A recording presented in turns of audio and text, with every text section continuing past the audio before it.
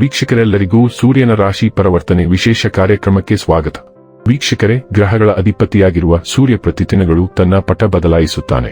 ಸೂರ್ಯ ಒಂದು ರಾಶಿಯಿಂದ ಮತ್ತೊಂದು ರಾಶಿಗೆ ಸಂಚರಿಸಿದಾಗ ಅದನ್ನು ಸೂರ್ಯ ಸಂಕ್ರಾಂತಿ ಎಂದು ಕರೆಯಲಾಗುವುದು. ವರ್ಷ 2026 ರ ಆಗಸ್ಟ್ ತಿಂಗಳಿನ 17ನೇ ತಾರೀಕಿನ ಬೆಳಿಗ್ಗೆಯ 7 ಗಂಟೆಗೆ ಸೂರ್ಯನು ಕರ್ಕ ರಾಶಿಯಿಂದ ತನ್ನದೇ ಆದ ರಾಶಿಯಾದ ಸಿಂಹ ರಾಶಿಗೆ ಸಾಗುತ್ತಾನೆ. ಸೂರ್ಯನ ತನ್ನದೇ ಆದ ರಾಶಿಗೆ ಸಾಗುವುದನ್ನು ಶುಭ ಮತ್ತು ಪ್ರಭಾವಶಾಲಿ ಎಂದು ಪರಿಗಣಿಸಲಾಗುತ್ತದೆ. ಸೆಪ್ಟೆಂಬರ್ 16ನೇ ತಾರೀಕಿನವರೆಗೆ ಸಿಂಹ ರಾಶಿಯಲ್ಲಿ ಇರುತ್ತದೆ.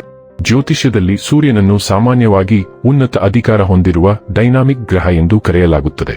ಈ ಗ್ರಹವು ಪರಿಣಾಮಕಾರಿ ಆಡಳಿತ ತತ್ವಗಳನ್ನು ಸೂಚಿಸುತ್ತದೆ ಮತ್ತು ಇದು ಬಿಸಿ ಗ್ರಹವಾಗಿದೆ ಮತ್ತು ಎಲ್ಲಾ ಭವ್ಯವಾದ ಗುಣಗಳನ್ನು ಸೂಚಿಸುತ್ತದೆ.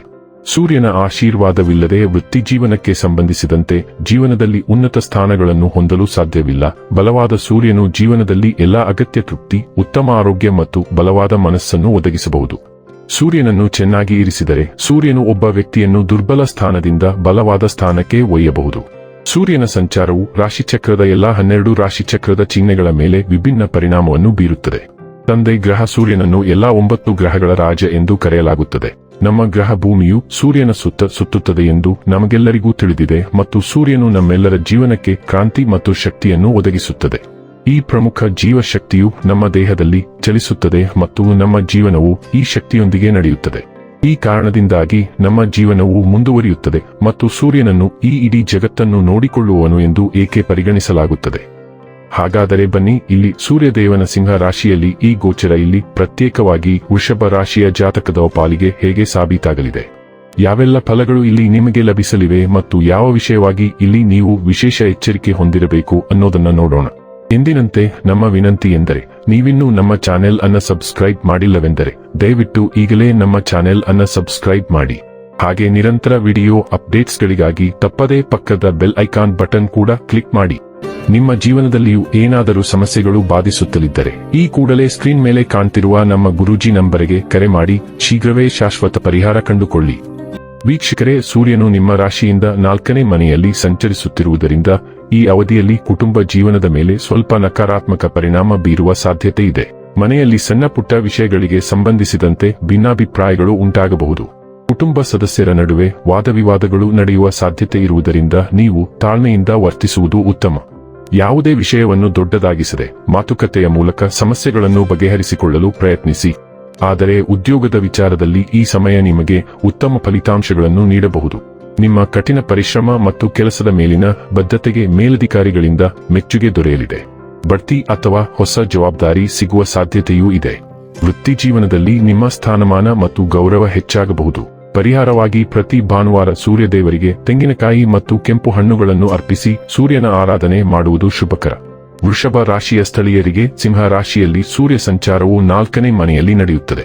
ಈ ಅವಧಿಯಲ್ಲಿ ನಿಮ್ಮ ಜೀವನವನ್ನು ಹೆಚ್ಚು ಸಂಘಟಿತ, ಸುರಕ್ಷಿತ ಮತ್ತು ಗೌರವಾನ್ವಿತವಾಗಿಸುವ ನಿಮ್ಮ ಬಯಕೆ ಹೆಚ್ಚಾಗುತ್ತದೆ.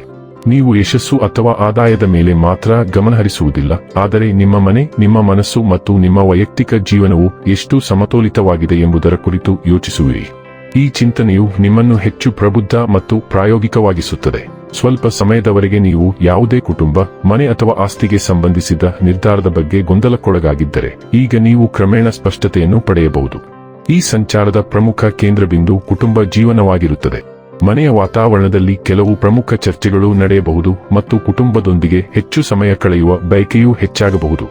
ಈ ಸಮಯದಲ್ಲಿ ನಿಮ್ಮ ತಾಯಿಯ ಪ್ರಭಾವವು ನಿಮ್ಮ ಜೀವನದಲ್ಲಿ ಹೆಚ್ಚು ಎದ್ದು ಕಾಣಬಹುದು. ಅವರು ನಿಮ್ಮ ನಿರ್ಧಾರಗಳ ಬಗ್ಗೆ ತಮ್ಮ ಅಭಿಪ್ರಾಯಗಳನ್ನು ಹೆಚ್ಚು ಸ್ಪಷ್ಟವಾಗಿ ವ್ಯಕ್ತಪಡಿಸುವ ಸಾಧ್ಯತೆಯಿದೆ. ಕೆಲವೊಮ್ಮೆ ಈ ಪರಿಸ್ಥಿತಿಯು ನಿಮಗೆ ಸ್ವಲ್ಪ ಮಾನಸಿಕ ಒತ್ತಡವನ್ನು ನೀಡಬಹುದು, ಆದರೆ ನೀವು ಗೌರವ ಮತ್ತು ತಾಳ್ಮೆಯಿಂದ ಸಂವಹನ ನಡೆಸಿದರೆ ಸಂಬಂಧದಲ್ಲಿ ಸಮತೋಲನ ಉಳಿಯುತ್ತದೆ.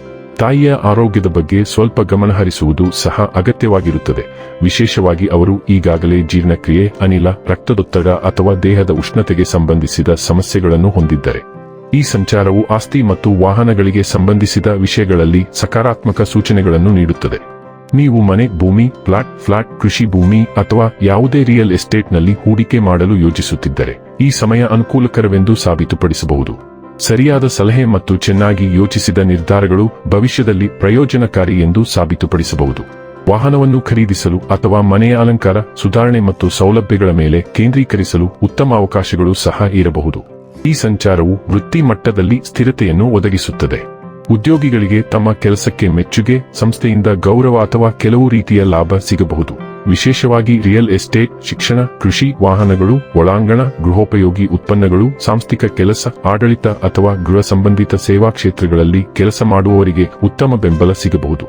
ಈ ಸಮಯವು ಪ್ರೇಮ ಸಂಬಂಧಗಳಲ್ಲಿ ಭಾವನಾತ್ಮಕ ಆಳವನ್ನು ತರಬಹುದು. ನೀವು ಸಂಬಂಧದಲ್ಲಿದ್ದರೆ ನೀವು ಈಗ ಅದನ್ನು ಆಕರ್ಷಣೆಯ ಮಟ್ಟದಿಂದ ಮಾತ್ರವಲ್ಲ, ಸ್ಥಿರತೆ ಮತ್ತು ಭವಿಷ್ಯದ ದೃಷ್ಟಿಕೋನದಿಂದ ನೋಡಬಹುದು. ಇನ್ನು ಕೊನೆಯದಾಗಿ ಈ ದಿನಗಳಂದು ಮಾಡಿಕೊಳ್ಳಬೇಕಾದ ಉಪಾಯಗಳ ಕುರಿತು ನೋಡುವುದಾದರೆ, ಭಾನುವಾರ ಮನೆಯ ಮುಖ್ಯ ದ್ವಾರವನ್ನು ಸ್ವಚ್ಛಗೊಳಿಸಿ ಜೋಡಿಸುವುದು ಶುಭ.